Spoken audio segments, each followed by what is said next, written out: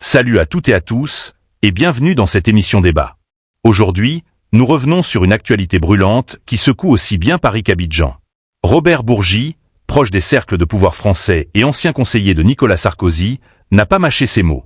Dans une sortie exclusive, il tire à boulet rouge sur le président ivoirien Alassane Ouattara et pose une question qui fait trembler les cercles diplomatiques. Et si Paris lâchait Alassane Ouattara ?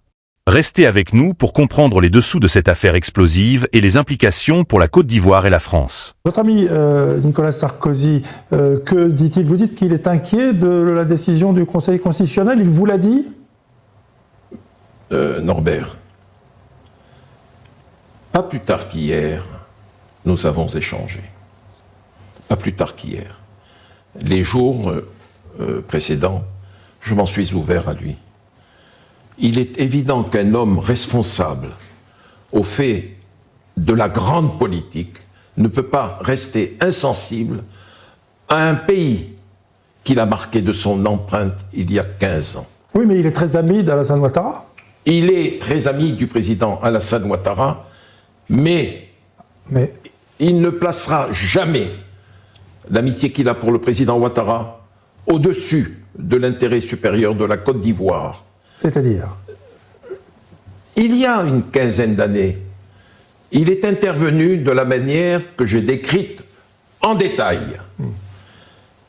Il ne m'a rien dit, mais je sais remplacer les points de suspension lorsque je parle avec le président Sarkozy. Il n'agira pas aujourd'hui de la même façon. Et si Nicolas Sarkozy n'agira pas de la même façon, j'imagine difficilement un de ses successeurs agir autrement. Tout le monde est inquiet, Norbert. En fait, en réalité, ils n'ont pas besoin d'agir, puisque le fait est qu'Alassane Ouattara est là, il a le pouvoir, donc ne pas agir, c'est l'aider. Ils ne vont pas Théo, quand même le renverser. Théo, il n'y a plus d'armée française en Côte d'Ivoire. Donc, attention. 2, si erreur il y a eu dans le passé, d'un côté comme de l'autre, elles ne se renouvelleront pas. Ils feront tout pour ne pas commettre les mêmes erreurs.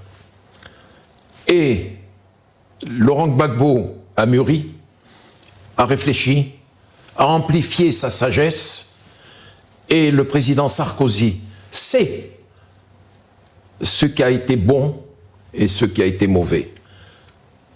Et le monde a changé en 15 ans. Aujourd'hui, on est à l'écoute de ce que pense la jeunesse. On est à l'écoute de ce que pense la population de la Côte d'Ivoire. Et Théo, de la même manière que vous, que Norbert et que moi, nous nous intéressons à ce qui se passe dans le monde, vous n'allez pas me dire que ces millions de jeunes qui sont aux côtés de Laurent Gbagbo, de Tidiane Thiam, n'ont pas médité ce qui s'est passé en Tunisie, ce qui s'est passé en Libye, ce qui s'est passé en Égypte, ce qui vient de se passer récemment au Népal. Nous sommes à l'époque de l'instantanéité de l'information, Théo. Tout cela, j'échange au moins une centaine de fois par jour avec des gens de Côte d'Ivoire, avec des Ivoiriens de France. Et ce qu'ils me disent nourrissent mon inquiétude. Et l'inquiétude qui naît en moi, je ne la garde pas pour moi, Théo. Je la diffuse intramuros, c'est-à-dire en France. Et mes interlocuteurs partagent mon inquiétude. Et il y a des dizaines de milliers de Français en Côte d'Ivoire. Il y a des intérêts énormes en Côte d'Ivoire. Et un homme comme le président Hollande est à l'écoute. Un homme comme Mélenchon est à l'écoute. Un homme comme M. Lecornu, le nouveau Premier ministre, est à l'écoute. Un homme comme le président Sarkozy est à l'écoute. Et encore plus le président de la République française. Et n'oubliez pas quand même l'importance politique qu'a conservé le président Sarkozy, malgré quelques ennuis qu'on lui cause sur le plan judiciaire. on lui connaît. Qu'on lui cause, ou qu'on lui connaît, vous n'êtes pas le juge.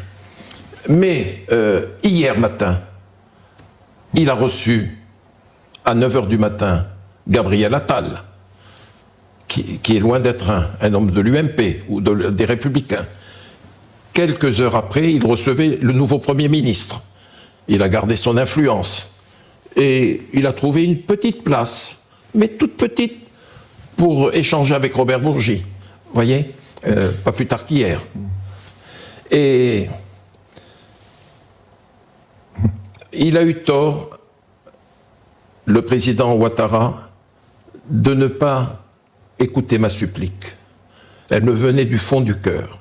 Et je n'ai jamais caché, au risque de déplaire aux millions d'Ivoiriens, mon estime, ma fraternité, mon affection et mon respect pour le président Ouattara. Eh bien, tout cela, depuis le 8 septembre, a été balayé. Ouais. Ouais, mais Je ne l'ai pas vu depuis 15 ans. Ouais. Soyez sûr, Monsieur le Président de la République, Alassane Ouattara, que je ne vous reverrai plus. Ouais. Oui, mais alors, il vous en a fallu beaucoup, si je peux me permettre, Robert Bourgi, parce que, tenez, prenez votre ami Nicolas Sarkozy, à plusieurs reprises, il a dit à son ami Alassane Ouattara qu'il fallait faire la réconciliation en Côte d'Ivoire. Il le lui a dit, il le lui a conseillé. Alassane Ouattara ne l'a pas faite. Pour quelle raison, selon vous? Je vois, Norbert Navarro, on n'en a jamais parlé. Je vois que vous êtes un homme informé. Sinon, vous ne seriez pas à la place qui est la vôtre aujourd'hui, et depuis des années. Oui, Nicolas Sarkozy a conseillé à Alassane Ouattara de faire la paix avec Laurent Gbagbo. Il n'a jamais accepté de le faire parce que... C'est également lui qui a conseillé d'envoyer Laurent Gbagbo à la CPI. Hein. S'il vous plaît, Théo, je l'ai assez dit. Les temps ont changé. Le président Sarkozy avait un mandat des Nations Unies. Non. Et il a fait... Non, un mandat des Nations Unies, et aux côtés de l'Union européenne et d'autres puissances occidentales, il a fait ce qu'il a fait. Bon, il a vitrifié Laurent Gbagbo. Je l'ai dit. Mais avez-vous vu un seul démenti du président Sarkozy de mes propos? Non, bien sûr, mais... De mes propos, un seul démenti. Donc vous nous dites aujourd'hui que sa position et son opinion a changé. Non, j'ai pas dit que son opinion avait changé. J'ai dit qu'il ne placera pas, en cas de trouble, il ne placerait pas l'amitié réelle, certaine, vérifiée qu'il a pour le président Ouattara au-dessus de l'intérêt du pays, de l'intérêt des Ivoiriens et de l'intérêt de la Côte d'Ivoire. Pas du tout. C'est pas la même chose. Ouais.